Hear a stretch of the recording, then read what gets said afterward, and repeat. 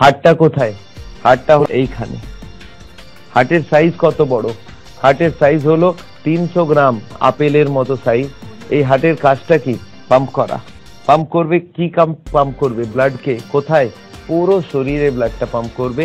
Heart যখনও pump করে পুরো শরীরে ব্লাডটা পৌঁছে যায়। আচ্ছা, হার্ট কতবার পাম্প করে? হার্ট 1 মিনিটে 72 বার পাম্প করে। আর 1 ঘন্টাতে কত? 72 ইন্টু 60, 4300 বার। আর 24 ঘন্টাতে 4300 ইন্টু 24, 1 লক্ষ বার। মনে রাখবেন, আপনাদের সবার হার্ট নেক্সট 24 আওয়ার্সের মধ্যে 1 লক্ষ বার পাম্প করবে। আচ্ছা, তার মধ্যে একটা ব্রেক দেওয়া যেতে পারে 2 মিনিটে? না, ব্রেক দিলে পেশেন্ট ইমিডিয়েট মারা যাবে। মনে রাখবেন, হার্ট যতদিন আপনি বেঁচে থাকতে চান প্রতিদিন 1 লক্ষ বার পাম্প করবে। দেখা যাক হার্ট কিভাবে পুরো বডিকে ব্লাডটা সাপ্লাই করে, রক্তটাকে সাপ্লাই করে। হার্টটাকে একটু বড় করে দেখাই আপনাকে। এই হলো হার্ট। আর এই হার্টটা যখন পাম্প করে এখান থেকে একটা টিউব বেরিয়ে যায়, এখান থেকে একটা টিউব বেরোয়। আর এই টিউবটা 1 ইঞ্চ মোটা। 1 ইঞ্চ মোটা, আপনি বুঝতে পারেন? মোটামুটি এত মোটা একটা টিউব বেরোবে হার্ট থেকে। আর এই টিউবটা বেরিয়ে পুরো বডিকে ব্লাড সাপ্লাই করবে। আপনি দেখেছেন আপনার বিল্ডিং এর ওপরে জলের ট্যাঙ্ক রাখা থাকে, সেখান থেকে একটা পাইপ বেরোয়। আর ওই পাইপটা পুরো বিল্ডিং এ, এক একটা বাথরুমে, এক একটা কিচেনকে ব্লাড সাপ্লাই দেয়, জল সাপ্লাই দেয়। সেরকম ভাবে হার্ট থেকে একটা টিউব বেরোবে আর এই পুরো বডিকে এক একটা করে ব্রাঞ্চ দেবে। দেখুন, প্রথম রাইট হ্যান্ডকে দিল, তারপরে ব্রেনকে দিল, তারপরে লেফট হ্যান্ডকে দিল। এই টিউবটা ঘুরে গেল, ঘুরে হার্টের পেছনে ঢুকলো, পেছন থেকে চেস্টকে সাপ্লাই করে পেটে এলো।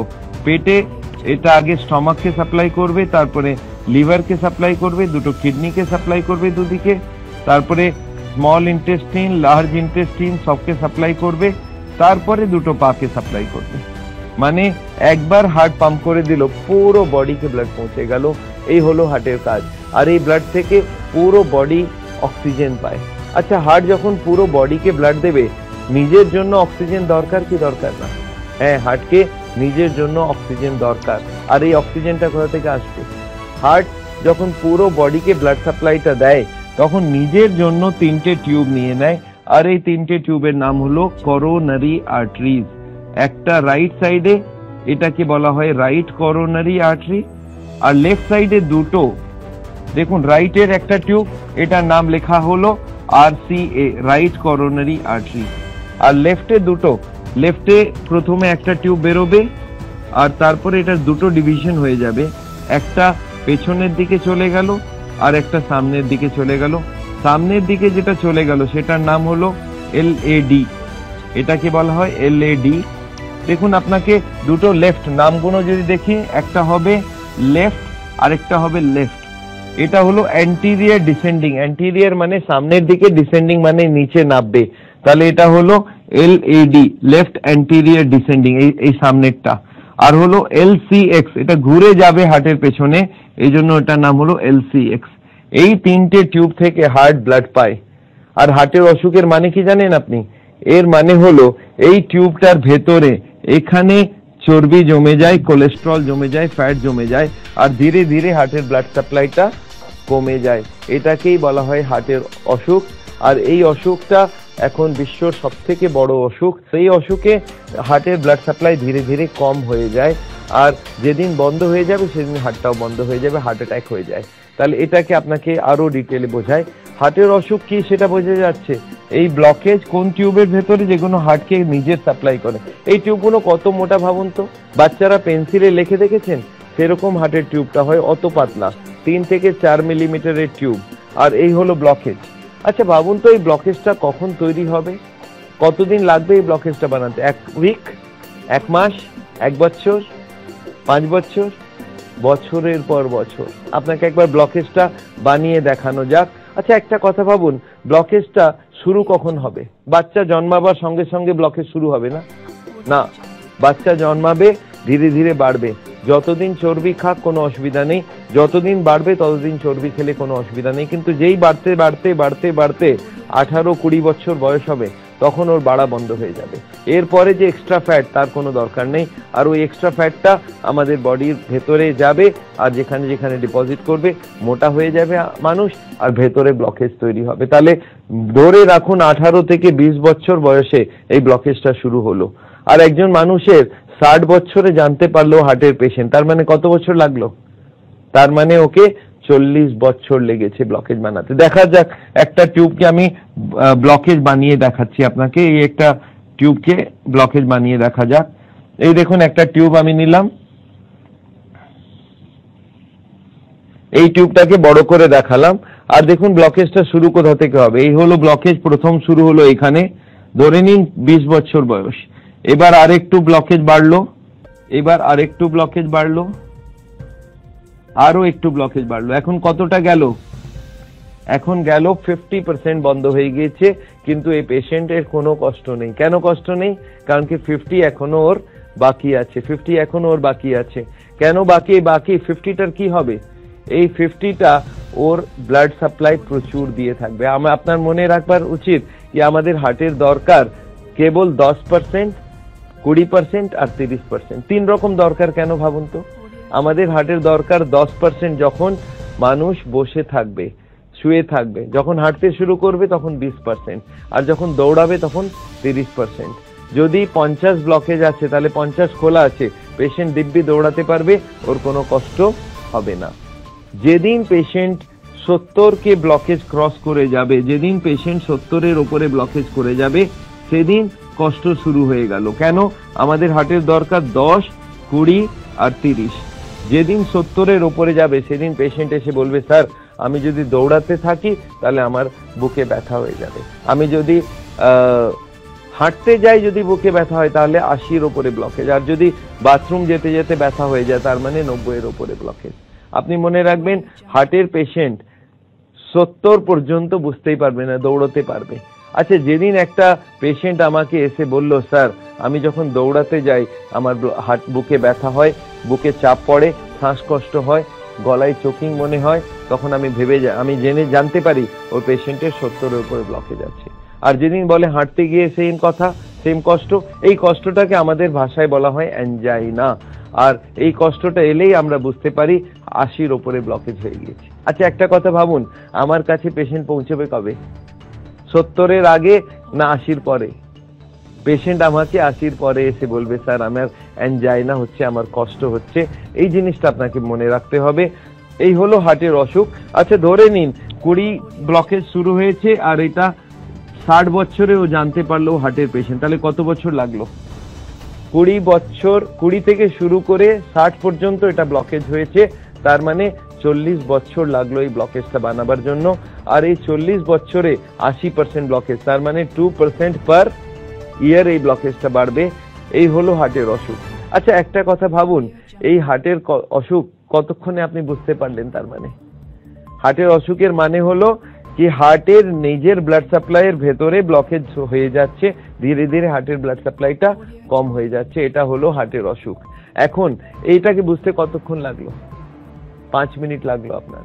কিন্তু যদি কোনো হার্টের হাসপাতালে হার্টের ডাক্তারকে গিয়ে কেউ পেশেন্ট বলে, স্যার আমি হাঁটতে গেলে বুকে ব্যথা, ওনারা এত ডিটেইলে ভালো করে বুঝিয়ে দেবেন না, না, ওনারা বলবেন আপনাকে করোনারি আর্টারি ডিজিজ হয়েছে। আচ্ছা করোনারি আর্টারি ডিজিজ বলে দিলে পেশেন্ট বুঝতে পারবে না? পেশেন্ট কিছুই বুঝতে পারবে না। আচ্ছা করণীয় কি? পেশেন্ট কি করতে পারে? আপনার কি মনে হয় পেশেন্ট নর্মাল লোকেরা করিয়ে নেবে? এটা কেউ করাবে না। আমি ভাবছিলাম আল্লাহ এরকম কোন টেস্ট হোক যেখানে আমাদের তার ঢোকাতে হয় না, বিনা তার ঢুকিয়ে যদি ব্লকেজ ধরা পড়তে পারে। আর লাকিলি ফর ইউ একটা টেস্ট এসে গেছে, এটার নাম হলো সিটি অ্যানজিওগ্রাফি। এই টেস্টটা লাস্ট 5-6 বছরে ওয়ার্ল্ড ভরে খুব পপুলার হচ্ছে, যেখানে কিছু করতে হবে না, আপনি যান একটা টেবিলের উপরে শুয়ে যান, টেবিলটা ভেতরে যাবে মেশিনের উপর ভেতরে। আপনি শুনেছেন কখনো ব্রেনের সিটি স্ক্যান করায়? সেভাবে হার্টের সিটি স্ক্যান করা হয়, সেখানে আপনাকে শুইয়ে দিয়ে একটা ইনজেকশন দেওয়া হবে, একটা এক্সরে নেওয়া হবে, আর উইদিন 2 মিনিট আপনি জানতে পারবেন আপনার ব্লকেজ কত আছে। আর এই পরীক্ষাটা কোনো কাটা ছেঁড়া বিনা পরীক্ষা, আর এর কস্টটাও খুব কম। এটা যদি আপনি দেখেন নর্মাল অ্যানজিওগ্রাফি থেকে অনেক অল্প দামে এই টেস্টটা করা যেতে পারে, তাহলে এই টেস্টটা আপনি নিশ্চয়ই করিয়ে নিতে পারেন। আমি কেউ আমার কাছে আসে, স্যার আমি আমার ব্লকেজ জানতে চাই, আমি বললাম আপনি নর্মাল অ্যাঞ্জিওগ্রাফি না করিয়ে আপনি সিটি অ্যাঞ্জিওগ্রাফি করান।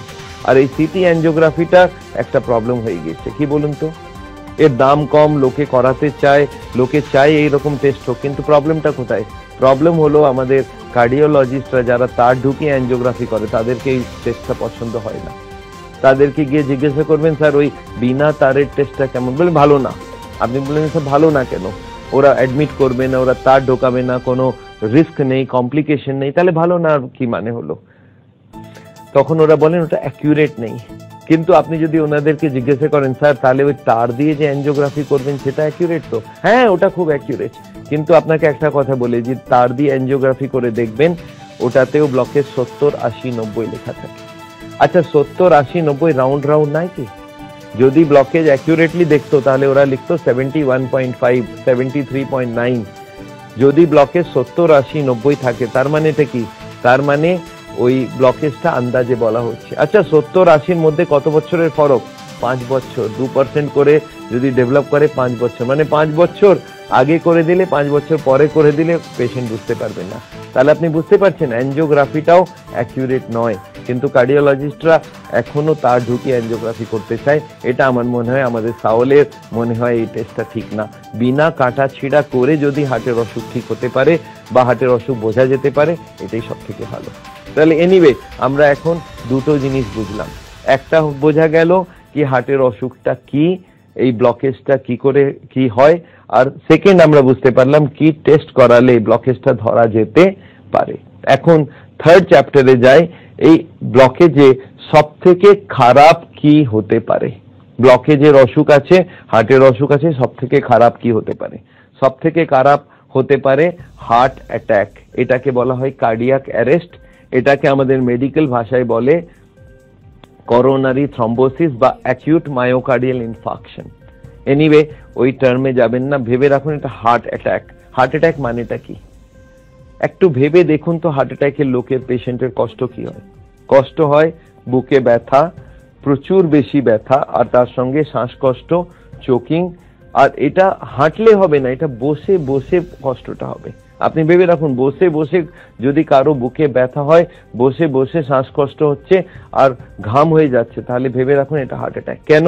क्योंकि বসে বসে ওর দরকার কেবল 10% ব্লাড সাপ্লাই, সেটাও নেই। তার মানে কি ব্লকেজ মোটামুটি 100%। হার্ট অ্যাটাকের মানেই হলো ব্লকেজ 100%।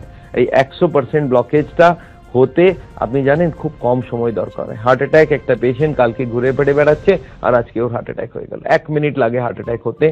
তাহলে আপনাকে নিশ্চয়ই আমার কাছে জিজ্ঞাসা করতে হবে স্যার এই হার্ট অ্যাটাকটা যেখানে 100 ব্লকেজ দরকার সেটা কি করে সাডেনলি হয়ে যায়? তাহলে আপনাকে আবার বোঝাই হার্ট অ্যাটাকটা কি করে হয় আর 2 মিনিটে কি করে হবে। যদি কারো 80 ব্লকেজ থাকে, ওকে 100 যদি করতে হয় তাহলে তো 10 বছর লাগা উচিত 2% করে বাড়াতে থাকলে, কিন্তু দেখা গেল 2 মিনিটের পরে হার্ট অ্যাটাক হয়ে গেছে। তাহলে কি করে হার্ট অ্যাটাকটা হয় একটু বুঝে নি। দেখুন হার্টের যে ব্লকেজটা আছে এর উপরে একটা পর্দা থাকে, এই যে পর্দাটা এটাকে বলা হয় ইন্টিমাল মেমব্রেন।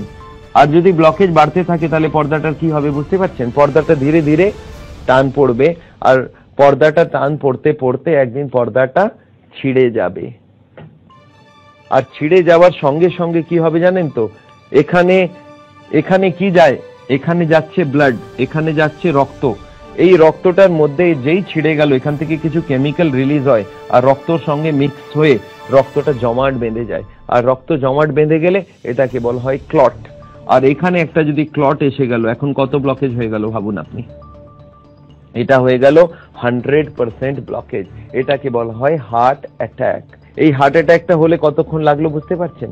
এই ক্লটিং হতে যতক্ষণ টাইম লাগে। আচ্ছা ক্লটটা হলো কেন? কেমিক্যাল রিলিজ হলো। কেমিক্যাল কেন রিলিজ হলো? পর্দা ছিঁড়ে গিয়েছে। পর্দা কেন ছিঁড়লো? ব্লকেজ বাড়ছিল। মানে হার্টের পেশেন্ট যদি ব্লকেজকে বাড়াতেই থাকে এক না একদিন পর্দাটা ছিঁড়বে, হার্ট অ্যাটাক হবে। তাহলে আপনি ভেবে দেখুন কি করা উচিত যাতে হার্ট অ্যাটাক না হয়। একজন আমাকে জিজ্ঞাসা করলো স্যার কি করা উচিত? আমি আপনাকে জিজ্ঞাসা করছি, আপনি বলুন আমাকে। বলো কি? আমি একটা নোটের তোড়া আছে, তাতে রাবার ব্যান্ড লাগানো আছে, আমি নোট ঢুকিয়ে যাচ্ছি, তাহলে রাবার ব্যান্ডটার কি হবে? বললাম ছিঁড়ে যাবে। আমি এখন আমাকে বলুন কি করলে রাবার ব্যান্ড না ছেড়ে? বলে স্যার তাহলে এখন কি আপনি নোট ঢুকিয়ে যাচ্ছেন? মানে ঢুকিয়ে যাচ্ছি, রাবার ব্যান্ড ছিঁড়তে পারে। বলে স্যার এখনো ছেড়েনি। আমরা না এখনো ছেড়েনি। তাহলে স্যার এখন নোট ঢোকানো বন্ধ করে দিন।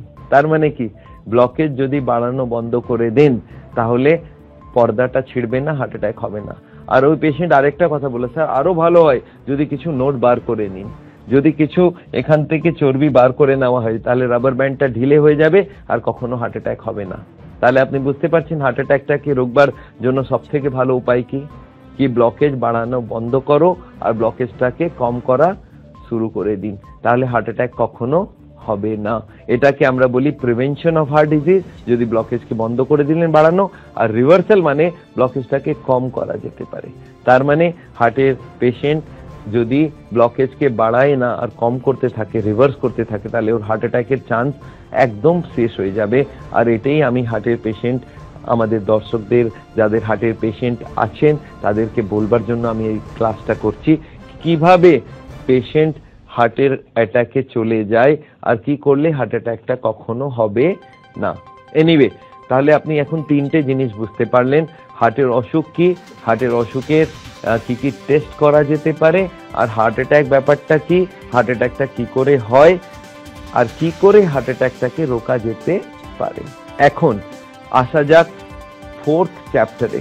স্যার কি করা উচিত যাতে ব্লকেজ না বাড়ে আর ব্লকেজ রিভার্স হয়? এর জন্য আমার মনে আছে একবার আমি জিজ্ঞাসা করলাম একটা মানুষকে, খুবই বুদ্ধিমান লোক, ওকে আমি জিজ্ঞাসা করলাম স্যার কি করা উচিত যাতে ব্লকেজ বেড়ে না যায়, ব্লকেজ কমে যায়। উনি আমাকে একটা সিম্পল কোশ্চেন জিজ্ঞাসা করলেন, স্যার এই যে কালো কালো আপনি ড্র করেছেন যেটা ব্লকেজ, এই ব্লকেজটা কি মেটেরিয়াল দিয়ে তৈরি? আমরা তাহলে কি করবেন? বলে এই মেটেরিয়ালের সাপ্লাই বডিতে বন্ধ করে দেব। আপনি বুঝতে পারছেন কত সিম্পল জিনিস। এই যে ব্লকেজ যেটা আছে কি দিয়ে তৈরি হয় এই ব্লকেজটা, আর যদি আমরা এটা জানতে পারি এই ব্লকেজটা কি দিয়ে তৈরি আছে, ওই দুটোর সাপ্লাই যদি বন্ধ করে দিই তাহলে ব্লকেজ কখনো হবে না। আর ব্লকেজ তাহলে এই কি জিনিস জমে সেটা আপনাকে বোঝাতে চাই।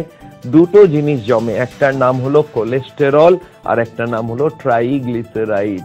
আপনি শুনে থাকবেন দুটো নাম। কোলেস্টেরলটা তো খুবই কমন নাম, প্রতিটা মানুষ শুনেছে, কোলেস্টেরল জমে যায় হার্টের ভেতরে। তাহলে এই দুটো জিনিসের নাম এখন মনে রাখতে হবে, একটার নাম হলো কোলেস্টেরল আর একটার নাম হলো ট্রাইগ্লিসারাইড। ট্রাইগ্লিসারাইড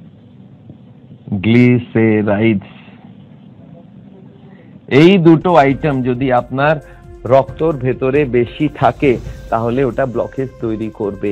তাহলে হার্টের পেশেন্টের প্রথম কি করা উচিত? এই দুটোকে বোঝা উচিত। আপনার রান্নাঘরের মধ্যে এই দুটো জিনিস যদি থাকে আর এটা যদি আপনি খান তাহলে ব্লকেজ বাড়তে থাকবে, আর ব্লকেজ যদি বাড়ে একদিন হার্ট অ্যাটাক হবে।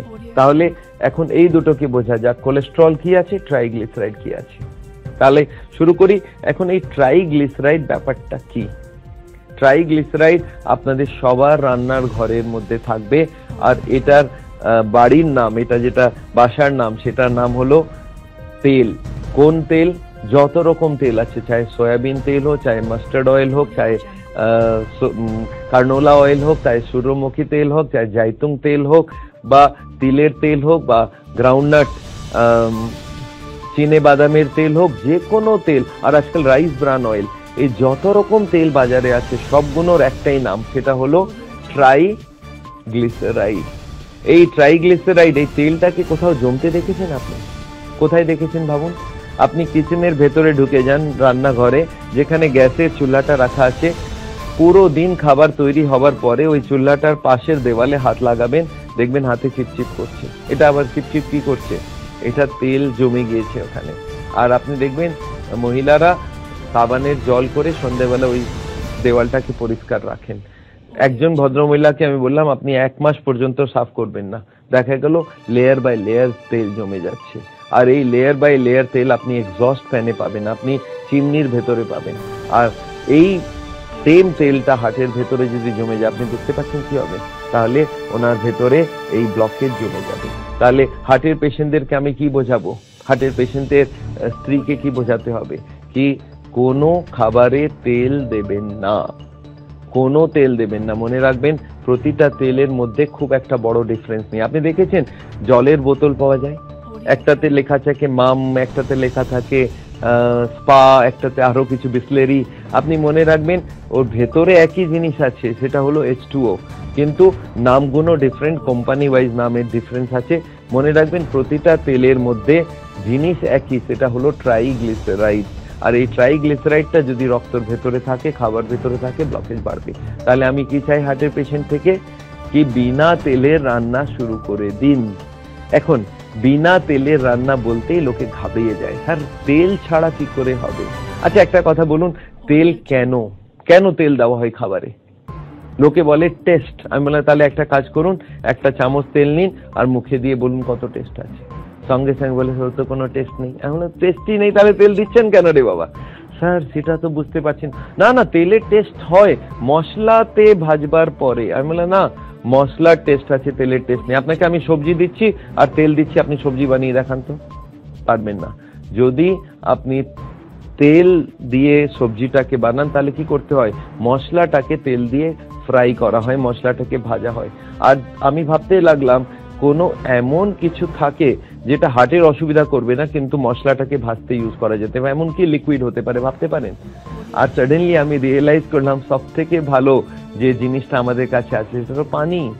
যদি মশলাটাকে পানি দিয়ে ভেজে নেওয়া যাক তাহলে আমাদের কোনো অসুবিধা হবে না। তার মানে মশলাটাকে যদি মশলার টেস্ট আপনি মনে রাখবেন, নুনের টেস্ট, মরচের টেস্ট, হলুদ আর জিরে আর ধনে আর পেঁয়াজ আর টমেটো আর আদা আর রসুন, এই সব মশলাগুলো, এই মশলাপাতির টেস্ট আছে, তেলের কোনো টেস্ট নেই। এই মশলাটাকে ভাজবার জন্য আমাদের মাথাতে ঢোকানো হয়েছে তেল দিয়ে ভাজতে হবে।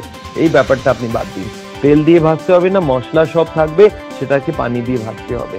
আর এই পানি দিয়ে ভাজে কি করে, তার জন্য আমরা ক্লাস করি।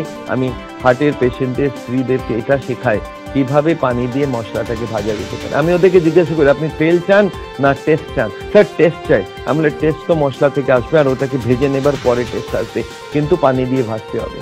লোকে বলে পানি মানে পানি দিয়ে কোনো তেল ইউজ করবেন না।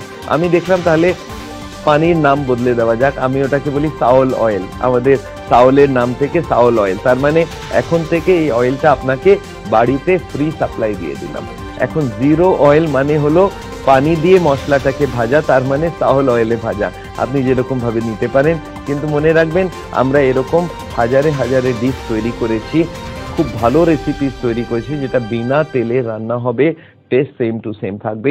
কেবল দিমাগটা একটু চেঞ্জ করতে হবে, কি মশলাটাকে ভাজতে হবে বিনা তেলে। আমি এরকম দেখেছি অনেক মহিলারা এই মাথাটা ইউজ করে ওই মাথার সেটিংটাকে চেঞ্জ করতে চায় না। আমি দেখেছি একজন হার্টের পেশেন্টকে আমি বুঝিয়ে দিলাম কি আপনি ট্রাইগ্লিসারাইড খাবেন না। উনি গিয়ে নিজের স্ত্রীকে বলেছেন কি কাল থেকে খাবারে কোনো তেল দিও না। আচ্ছা স্ত্রী মেনে যাবে না? না মানবে না। কি করে হবে? না আমি তেল চাই না। তখন উনি কি বলেন, আমি এতটুকু দেন, অর্ধেক করে দেবো। তারপরে হাজবেন্ড আবার বলেছে না, না মানে না। আচ্ছা এতটুকু দেন। আবার হাজবেন্ড বলে না মানে একদম না, একটা ড্রপও দিবে না, বলে এতটুকু দিব, টাচ করে দিব। কেন এরকম করছে? আর এরপরে যদি হাজবেন্ড বলে তুমি আমাকে মারতে চাও, তাহলে উনি বলেন না না না এরকম কথা বলবে না। আচ্ছা ঠিক আছে আমি কাল থেকে বিনা তেলে তৈরি করবো। এখন